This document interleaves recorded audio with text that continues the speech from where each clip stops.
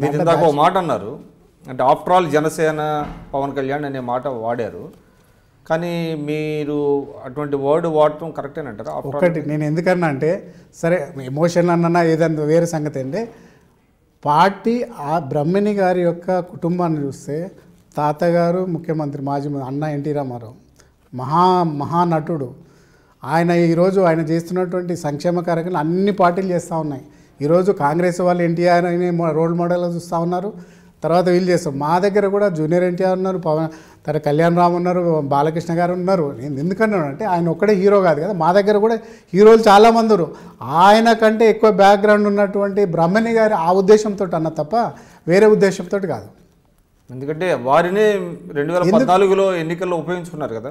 మేము ఒకటి ఇక్కడ మాత్రం పవన్ కళ్యాణ్ ఏ విధంగా ఉంటారో మాకు తెలుసు. బ్రహ్మణి గారి కంటే ఫాలోయింగ్ ఉండదు కాబట్టి ఆ విధంగా మాట్లాడడం తెలుసు. బ్రహ్మణి గారు ఇక్కడ వస్తే మాత్రం అన్ని కులాల వారు, అన్ని మతాల వారు, అన్ని వర్గాల వారు బ్రహ్మరథం పడతారు. ఆమెకి బ్రహ్మణి గారికి బ్రహ్మరథం పడతారు. కానీ దాన్ని గురించి అధిష్టానం ఆలోచించాల్సిన అవసరం ఉందంటారు. ఇప్పుడు చూడండి, మనము కురుక్షేత్ర యుద్ధం చూసినాం. ఆ రోజు కృష్ణుని దగ్గరికి పాండవులు పోయిండ్రు, దుర్యోధనుడు పోయిండు. ఆ రోజు దుర్యోధనుడు మొత్తం సైన్యాన్ని బలగాన్ని క్షత్రియ అంతా బలగాన్ని తీసుకున్నాడు. పాండవులు మాత్రం కృష్ణుని కోరుకున్నాడు. ఆయుధం పట్టలేదు, యుద్ధం చేయనన్నాడు. అయినా కూడా పాండవులు గెలిచారు. ఈ రాబోయే రోజులు కూడా చంద్రబాబు నాయకత్వంలో ఆయన నాయకత్వంలో 100% మేము రాబోయే రోజు తెలంగాణ తెలుగుదేశం మళ్ళీ ఒకసారి బౌన్స్ బ్యాక్ అయితే నమ్మకం మాత్రం మాకుంది తెలుగుదేశం నాయకులందరికీ కూడా. కానీ తెలంగాణలో చెప్పండి, అంటే అధికార టీఆర్ఎస్కి పాజిటివ్ ఓటు వచ్చే అవకాశాలు ఉన్నాయనేటువంటిది అందరూ చెప్తున్నారు, సర్వేలు చెప్తున్నాయి. ఆయన ప్రవేశపెట్టినటువంటి పథకాలకి వాళ్ళ జాతీయ స్థాయిలోనే అనేక మంది వచ్చి మెచ్చుకొని వెళ్తున్నారు. ఇటువంటి నేపథ్యంలో అసలు టీడీపీకి ఇక్కడ రిలవెన్స్ లేదు అనేటువంటిది ఒకటి ఉందండి. యాంటీ ఓట్ అనేది లేదనేది చాలా ఇమ్మెచ్యూర్ కామెంట్స్. ఎందుకంటే తెలంగాణ ఉద్యమం జరిగిందే 3 నినాదాలతోటి: నీళ్లు, నిధులు, నియామకాలు. ఈ కేసీఆర్ గారు ఉద్యమప్పుడు కానీ తెలంగాణ వచ్చిన తర్వాత కూడా ఇంటికో ఉద్యోగం అన్నాడు. ఇంతవరకు వచ్చిన పరిస్థితి లేదు. కిరణ్ కుమార్ రెడ్డి గారు సమైక్య ఆంధ్రప్రదేశ్ ముఖ్యమంత్రిగా ఉన్నప్పుడు డిఎస్సి చేస్తా 35,000 టీచర్ పోస్టు ఖాళీ ఉన్నాయి, ఓన్లీ తెలంగాణ 20,000 మంది టీచర్ పోస్టు ఖాళీ ఉన్నాయంటే ఇదే హరీష్ రావు మా తెలంగాణ రాష్ట్రం వచ్చేస్తుంది, మీరు ఇవ్వాల్సిన అవసరం లేదు. లోటుపడుతున్నటువంటి ఆంధ్రప్రదేశ్లో ఇప్పటివరకు 2 సార్లు డిఎస్సి వేసాను. ఇప్పటివరకు ఒక్క డిఎస్సి వేసిన పరిస్థితి లేదు. మొన్న వేసిండ్రు, వేసి 31 జిల్లాలంటే మళ్ళీ కోర్టుకు పోతే మళ్ళీ పోయింది. ఇవాళ వేసినట్టుంది మరి 8,000 మందికి. కాంట్రాక్ట్ లేబర్ అవుట్సోర్సింగ్ సిస్టమ్ అనేది దరిద్రం సిస్టమ్ చంద్రబాబు నాయుడు తీసుకొచ్చింది అన్నారు. దాదాపు 1 కోటి మంది ఉన్నారు. ఓన్లీ ఎలక్ట్రిసిటీలో 23,000 మంది కాంట్రాక్ట్ లేబర్ ఉన్నారు. సింగరేణులో 22,000 మంది ఉన్నారు. రెవెన్యూ డిపార్ట్మెంట్లో ఉన్నారు. తర్వాత అగ్రికల్చర్లో ఉన్నారు. అనేక డిపార్ట్మెంట్ స్వయాన ఈ సెక్రటరియట్లో కూడా ఈరోజు అవుట్సోర్సింగ్ నడుస్తూ ఉన్నారు. ఎవరు ఆపమన్నారండి? ఈరోజు చేయలేదుగా. ఇదే హోంగార్డ్స్ని ఏమన్నాడు, మొత్తం హోంగార్డ్ సిస్టమే తీసేస్తే పోలీస్ కాపులే అన్నారు.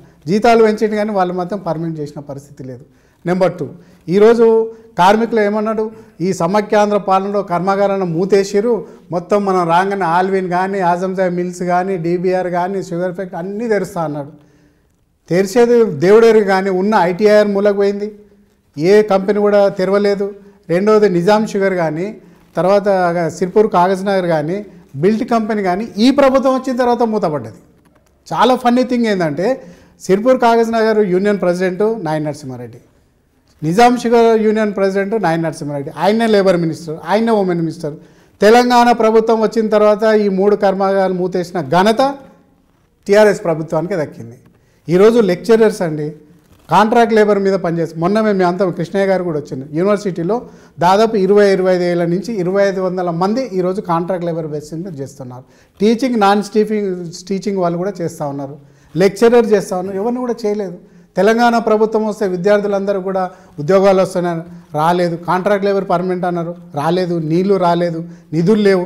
ఈరోజు ఈ తెలంగాణ వచ్చిన తర్వాత ఎవరికంటే ధరలు తగ్గినాయా? లిక్కరు ఈరోజు గతంలో ఉన్న ధరకి ఇప్పుడు డబల్ రేట్ వేసడం జరిగింది. ఈరోజు తాగించి ఈ యొక్క ప్రభుత్వం రెవెన్యూ జనరేట్ చేసుకున్న పరిస్థితి వచ్చింది. కాబట్టి ఏ వర్గం కూడా ఇప్పటి వరకు మరి ఏ విధంగా సంతోషంగా ఉన్నా మాకైతే తెలియదు. కాబట్టి కార్మికులు ఈరోజు జేఏసీ ఎగనెస్ట్గా ఉంది, యూనివర్సిటీ పిల్లలు ఎగనెస్ట్గా ఉన్నారు, కార్మికులు ఉన్నారు, కాంట్రాక్ట్ లేబర్ ఉన్నారు, రైతాంగము ఒక్క కూడా తెలంగాణ ప్రభుత్వం వస్తే ఒక్క రైతు కూడా చావడన్నాడు. ఇప్పటికి 3,500 మందిలో ఆత్మహత్యలు చేసుకున్నారు. కాబట్టి ఏ వర్గం కూడా ఈరోజు సుఖంగా లేరు. ఈరోజు ఉద్యోగాలు ఏమంటే బర్రెలు ఇస్తా గొర్రెలు ఇస్తా అంటే మళ్ళీ నువ్వు ఉద్యోగాలు ఇచ్చిన తర్వాత ఎవరైనా మిగిలితే అప్పుడు ఇవ్వాలి, కానీ ఫస్ట్ గొర్రెలు ఇస్తా బర్రెలు ఇస్తా అని చెప్పి గతంలో ఉన్నటువంటి పటేల్ పట్టువారి వ్యవస్థను తీసుకొస్తా ఉన్నారు. కాబట్టి ఇప్పుడు నివురు కప్పిన నిప్పులాగుంది. తెలంగాణలో ప్రజలకు ఒకటి ఉన్నది విక్రమ్ గారు, సంతోషం వచ్చినా కోపం వచ్చినా ఆపుకునే పరిస్థితి ఉండదు. రజాకార్లతోటి పోరాటం చేసినటువంటి పటిమ తెలంగాణ ప్రజలకు ఉంది. సాయుధ పోరాటం చేసినటువంటి ఘనత తెలుగుదేశం ఈ యొక్క తెలంగాణ ప్రజలకు ఉంది. కాబట్టి ఇప్పుడు ఏదో నడుస్తుందని అనుకోవద్దు. ఈరోజు సెక్రటరేట్ పోకుండా ఇంటి దగ్గర పరిపాలన చేసినటువంటి ఘనత ఆయనదే. అన్నిటికంటే ముఖ్యం నిజామును తెచ్చిండు. ఈ యొక్క సమాఖ్యాంధ్రలో వచ్చి ల్యాంకోయిల్స్ నేను అది కబ్జా పెడతాడు. అదేవిధంగా రామోజీ ఫిలిం సిటీ లక్షనాగాలతో అన్నీ కూడా ఈరోజు తెలంగాణలో తెలంగాణ కవులు కానీ కళాకారులు అందరినీ కూడా చూస్తూ ఉన్నారు. కాబట్టి ఏ ఒక్క వర్గం కదా ఇప్పుడు వారు చెప్పినప్పుడు ఉద్యమ సమయంలో ఏదో చెప్పుండొచ్చు. ఇప్పుడు మిగతా రాష్ట్రాలు కూడా ఇక్కడ ఉండటానికి తగిన అనువైన పరిస్థితులు కల్పించడంలో తప్పే ఉందండి.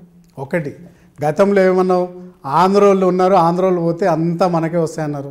ఈరోజు కాంట్రాక్ట్ ఎవరికి ఇస్తున్నారండి? మేఘా కృష్ణారెడ్డికి ఇస్తున్నావు. అదేవిధంగా యాదాద్రి ఆర్కిటెక్ట్ ఎవరండి? ఆనంద సాయి ఎవరు? ఆంధ్రనే కదా. చిన్న జీఆర్ స్వామిని ఆంధ్ర. ఆ రోజు నీ సెంటిమెంట్ను రెచ్చగొట్టి తెలంగాణ రాష్ట్రం తెచ్చుకున్న తర్వాత మళ్ళీ అందరినీ దగ్గరికి తీసుకొచ్చినావు. ఆ రోజు ఏమన్నాడు, తెలంగాణ నుంచి కూడా నేను పురుగును కూడా ముద్దు పెట్టుకుంటాను, కాలుకు ముడిస్తే నోటితో తీస్తాను. ఈరోజు కోదండరామ్కేమో పర్మిషన్ ఉండదు. లగడక రాజగోపాల్ వస్తేనేమో నీకు పర్మిషన్ ఉంటుంది. ఈరోజు పవన్ కళ్యాణ్ వస్తే నీకు పర్మిషన్ ఉంటుంది. ఈరోజు కోదండరామ్కి వస్తే నీకు పర్మిషన్ ఉండదు. అపోజిషన్ లీడర్లు పోతే నువ్వు టైం ఇవ్వవు, సెక్రటరేట్ పోవు. ఇదా మనం కోరుకున్న తెలంగాణ, ఇదా బంగారు తెలంగాణ. కాబట్టి తెలంగాణ ప్రజలంతా చాలా తెలివైన వాళ్ళు. సరే వాళ్ళకున్న ఉండొచ్చు, కేంద్ర ప్రభుత్వం ఉన్నోళ్ళు గెస్ట్కి వచ్చినప్పుడు మరి మెచ్చుకొనే పోతారు తప్ప అన్నం తిన్న తర్వాత నువ్వు మంచిగా పెట్టలేదని ఎవరు అన్నారు. కాబట్టి అది ప్రోటోకాల్ కింద చెప్తారు. కాబట్టి అంతే తప్ప ఇక్కడ ఏ వర్గం కూడా కార్మికులు కానీ కర్షకులు కానీ విద్యార్థులు కానీ మహిళలు కానీ ఎవరికి కూడా లేదు. మాదిగలకు ముఖ్యమంత్రి అంటివి చేయగొడుతీవి, ఇంటికో ఉద్యోగం అంటివి చేయగొడుతీవి. ఎక్కడ ఏ వర్గం ఉన్నది? ఈరోజు సైన్స్ కాంగ్రెస్ పెడతామంటే నువ్వు యూనివర్సిటీల్లో పోయే పరిస్థితి లేదు ముఖ్యమంత్రి గారికి. కాబట్టి రాబోయే రోజుల్లో